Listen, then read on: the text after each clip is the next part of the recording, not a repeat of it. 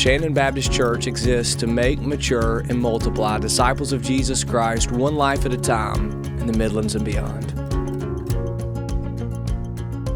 Okay, everyone, we are getting rid of the choir. We've never done it that way before. We are adding chairs and taking out the pews. We've never done it that way before. We are getting rid of Sunday school classes. We've never done it that way before. We are adding a Saturday night service. We've never done it that way before. I'm Dondi Mercer-Plank. Now, before you panic, all of those things I said we are adding or taking away, all made up. But I bet some of you did react with, we've never done it that way before. Senior Pastor Dr. Daniel Dickert is here to set the record straight. Half of our membership just pulled out, I think, Daniel. Dondi, I think you just got me fired. Yeah, there he goes. It was great having you. So again, all made up. But I wanted to make a point. Any member, Daniel, at any church can fall into that trap of saying, we've never done it that way before. What is wrong with sticking with what is the norm when it comes to being a missionally minded church? Dondi, the 7 words that can create more consternation and conflict in a church is this phrase. You just said it. Mm-hmm. We have never done it that way before. But we believe that advancing the mission is more important than preserving the traditions. Now, like you said, what you just said was hypothetical, and yet I do think that a church has to think and agree on the mission, no matter the cost, whether it is a 2-week-old church plant or a 200-year-old congregation.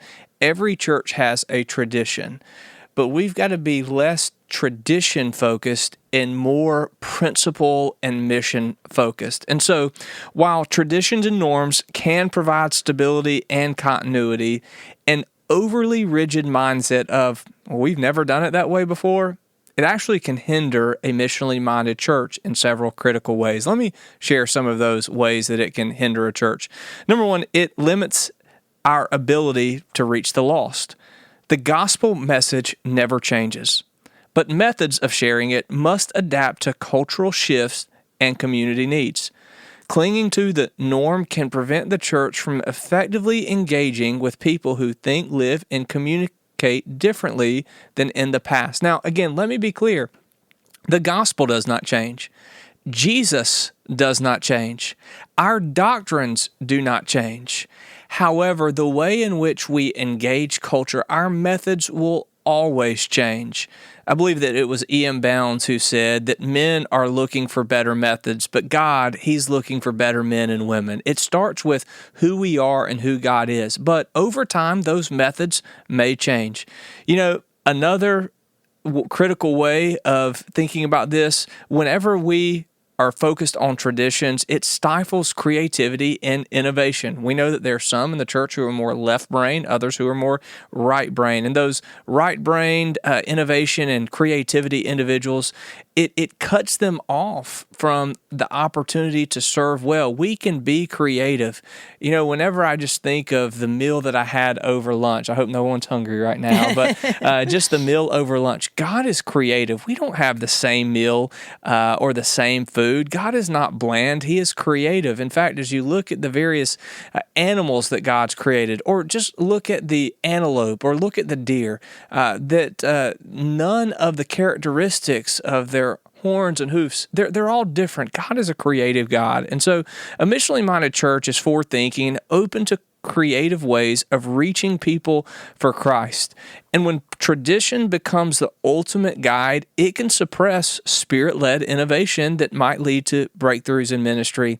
Also, another area is it can make the church inward-focused when we're focused on traditions.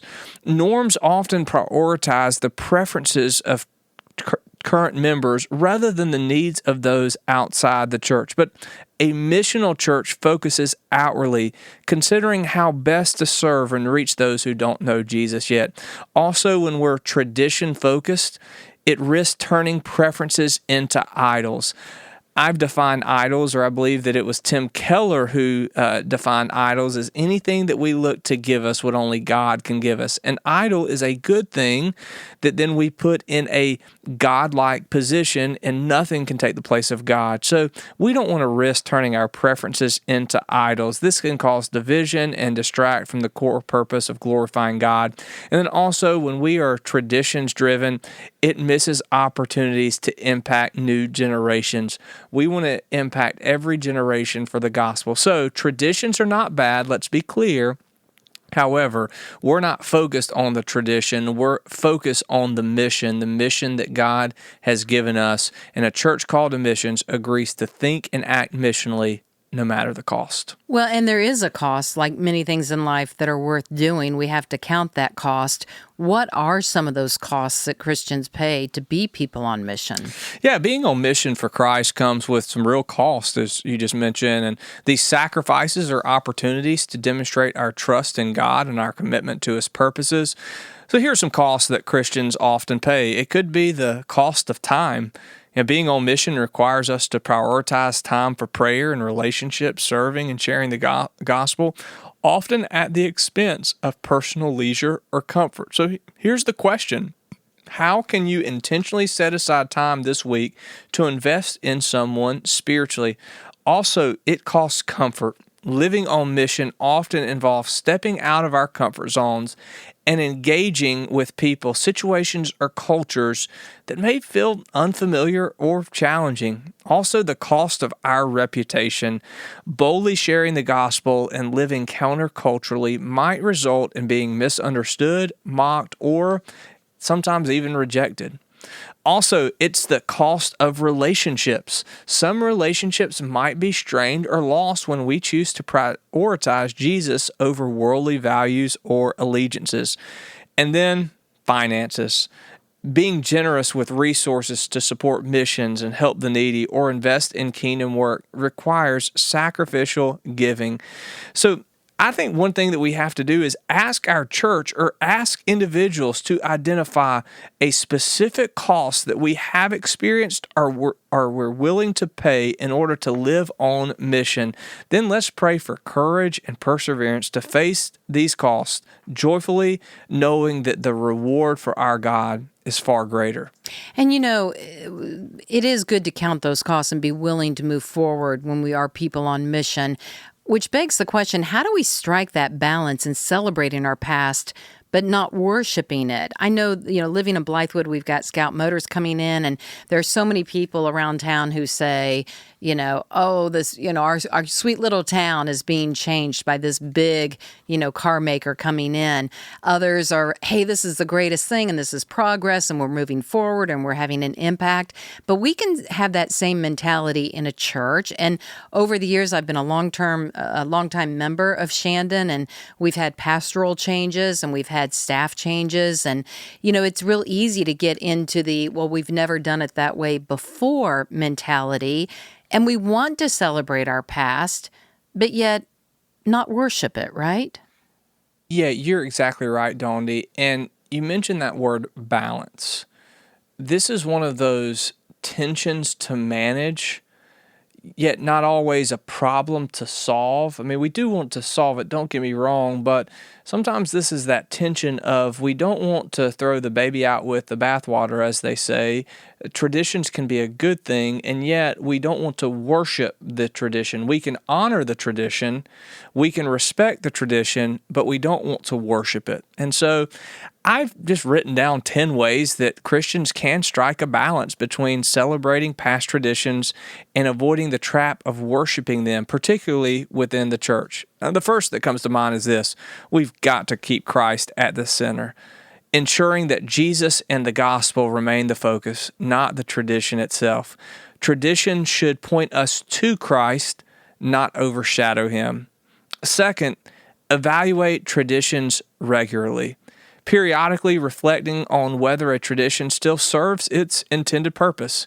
If it hinders the mission of God or perhaps even growth, it may need to be adapted or retired. We do this as a staff every year, that we look at some of our goals and even our measurements and we say, hey, is this help us fulfill the mission that God has given Shandon Baptist. I tell you another way is that we teach the why behind traditions. I've learned this in the generation that I'm in, millennials, but I also think about those who are Gen Z. They want to know the why behind the what. So we've got to help the church understand the biblical or historical significance of traditions. When people know the purpose, they are less likely to idolize the practice itself.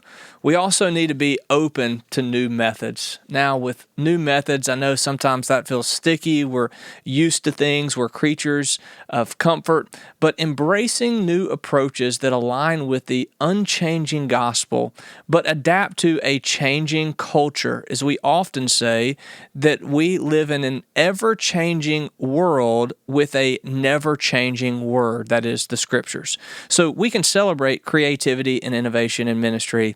Another area is prioritizing people over preferences. Tradition should never hinder relationships or outreach, always prioritizing loving and serving people over preserving customs. We are about people here at Shandon. God is as well.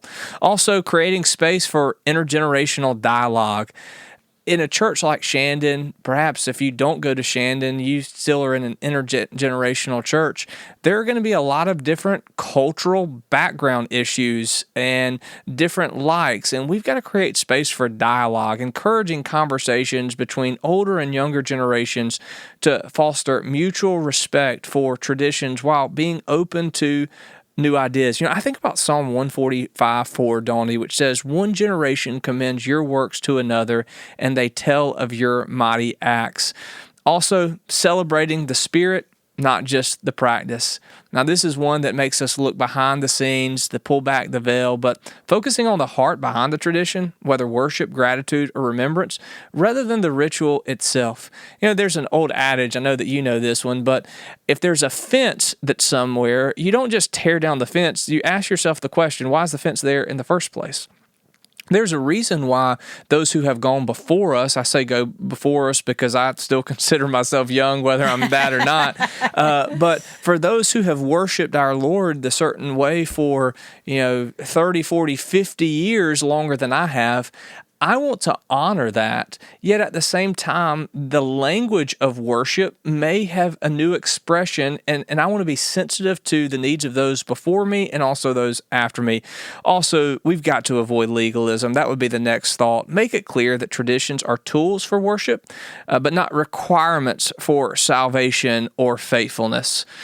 Be willing to let go. When a tradition no longer serves its purpose or becomes a stumbling block, we've got to be willing to set aside it for the sake of the mission. And then finally, I would say this: celebrate diversity in worship. Recognize that God works through a variety of cultural expressions and practices, and embrace different traditions that honor Him without clinging exclusively to your own. I think about Revelation 7, where it talks about people from every tribe, tongue, and nation. And I realize in heaven one day, people will worship a lot different and with various expressions than how I do right now. And so if God is a diverse God in the sense of how people worship Him, of course it has to be through Jesus, John 14:6, I'm the way, the truth, and the life. But people worship Jesus differently and through different expressions. And I've got to be open to that because, again, one day people will worship Him from every tribe, tongue, and nation. All without compromising. That's right. Without compromising the truth of the Scriptures. Right. So I can remember years ago, I think, what was it, mid-90s, when Dr. Dick Lincoln, when our church said, hey, we want to start this contemporary music service. And Dick will be quick to tell you, and he has shared it many times with the congregation over the years, that he initially was opposed to it. It's like, we've never done it that way before. Right. And after that started, he would stand up there and he'd say how much he loved it. And that might be a really good example of being missionally minded by being flexible, because that brought in a lot of people to Shandon Baptist who otherwise might not have come because they were coming for the music. And while here for the music, they heard the gospel. Take that example by itself. This past Sunday, we nearly had 1,400 in our modern service. had that decision been made, we've never done it that way before, that's 1,400 people who are not hearing the gospel potentially, or 1,400 individuals who may not be challenged in discipleship. And I think that's a great example of, hey, just because we haven't done it that way before, let's look into the future. We want to be a church for those who are not yet here. So we continue to have the same doctrines. We don't compromise the scriptures, but also we look for flexibility in ways that we can reach people for Christ. Awesome. I want to touch on what a church looks like when its people are thinking and acting missionally. That's one example. What are some other traits that those churches have in common? Yeah, I think they're gospel-centered focused. There's intentional community engagement. There's the equipping of the saints. There's prayerful dependence. There's relational intentionality. There's a global vision. What I mean by that is that vision beyond just that local body. Flexible with methods, but a unified heart towards fulfilling the Great Commission. In other words, a missionally minded church is one where every member sees themselves as a missionary, leveraging gifts and resources and opportunities to advance God's kingdom. And the hallmark of such a church is a posture of intentionality, Donnie, living every moment with the mission of making disciples in mind. But I think it starts, that trait they have in common has to be gospel-centered focus. Without that, none of the other traits are possible. I want to give some examples of some of the things happening here at Shandon Baptist where we are advancing the mission. And I also want you to touch on, though, what are some areas where we need to continue to grow that commitment. And for those of you listening right now, I will tell you, you're about to get a little inside peek into the 10 by 2040 plan that Daniel and our staff are working on right now. So every year we have something, Dondi, as you know, called State of the Church. But if you are listening to this, you are hearing firsthand what others in our church have not heard. So you get a sneak peek behind the curtain. But we are going to release something that we're calling the 10 by 2040 plan. Now, 2040, that's a long ways away. That's nearly 16 years from right now. But there's an old adage that you look towards the end in mind and then you work backwards. And so we want to take all of our institutional resources, the inertia of our church, and focus it in a couple key areas. Rather than having a shotgun approach to ministry, we want to have a rifle approach. So if you're a part of Shandon, over the next 15 plus years, we are working towards 10 common goals together, and here they are. Our first goal is we want to plant 5+ churches starting in the Midlands and beyond. Now, what is so compelling about this is our church, Shandon Baptist, exists today because a well-resourced congregation, First Baptist Church of Columbia, South Carolina, planted us in the Shandon district nearly 100 years ago. Now today we're a well-resourced congregation, so we can do for others what was first done for us. That's the motivation. We want to do for others what was first done for us. So we want to plant churches. Churches plant churches. And our goal is that we would even have members from Shandon who would go to these church plants and be willing to serve 3 to 4, 5 years, maybe stay there long term. But you think about some of the churches in Columbia right now that are thriving. Now, there are plenty of thriving churches, and so I'm missing, I'm sure, a lot of good churches, but I'm just going to name a few. Spring Valley Baptist in our area, North Trenton Baptist, Shandon Baptist was all planted by the same congregation. We can do for others what was first done for us. So we want to plant 5+ churches starting in the Midlands and beyond.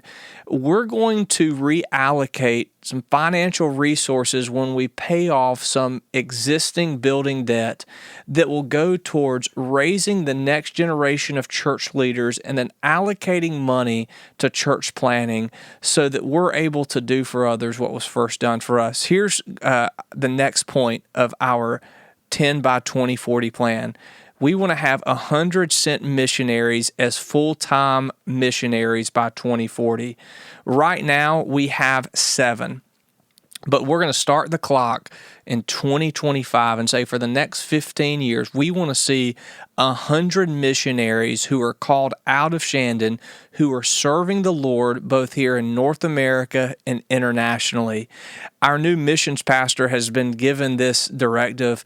We want you to raise up, find those missionaries, and then we build them up. Again, I think the strength of Shandon in a place that's in Columbia, a transitory area, that we can send people out. Number 3, that we want to reduce spiritual lostness by 1% in Richland County. Think about it like this, Dondi. If we as Shandon take our average worship attendance right now, and if we saw 10% of our congregation baptized, then over a 15-year period that we would reach 1% of Richland County with the gospel. Now, again, only God can determine the growth and bring those who are dead to life.